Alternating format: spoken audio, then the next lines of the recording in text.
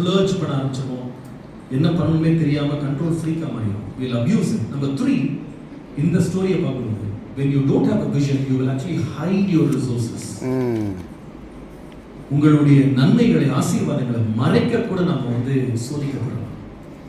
நீங்க இந்த 3 காரியங்களை கர்த்தர் நம்ம விலக்கி காக்கணும். நம்ம ஜெபிக்கணும். As we close of this conference, ஆண்டவரே,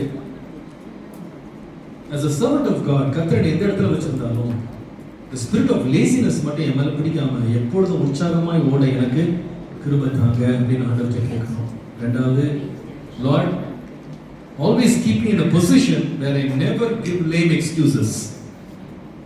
ஆண்டவரே, நான் எப்பவுமே இந்த சாக்கு போக்குகளை சொல்லுகிறவனாய் நான் இல்லாதபடிக்கு நான் கர்த்தர் எனக்கு வைத்திருக்கிற நன்மைகளை நான் சிறப்பாக பயன்படுத்த கிருபை தாங்க. மூன்றாவது, தரிசனம் இல்லாத லோ லைஃப் என் வாழ்க்கையில் இருக்கவே கூடாது. ஆண்டவரே, எனக்கு ஒரு புதிய தரிசனத்தை தந்து, புதிய வெளிச்சத்தை தந்து, இந்த இடத்துக்கு போகும்போது ஆண்டவரே உம்முடைய ஆலோசனையின்படி நீ நடத்தி சொல்லுது இல்லையா, உம்முடைய ஆலோசனையின்படி நீ என்னை நடத்தி முடிவிலே என்னை மகிமையிலே ஏற்றுக்கொள்ளுவேன்.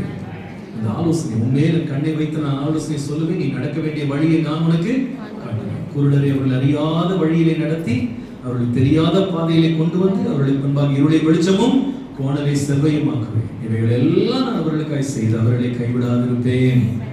நீங்க நடத்துங்கப்பா, அப்படி ஆலோசனைப்படி நடத்துங்கன்னு கேளுங்க. கர்த்தர் முடிவு வரைக்கும் நடத்தி பெரிய காரியங்களை செய்து கர்த்தர் நம்மிடத்துல கொடுத்ததை 2 மடங்காக பெருக்கிறதுக்கு கர்த்தர் உதவி செய்ய ஜெபம் பண்ணுவோம். கர்த்தர் உதவி செய்வாராக.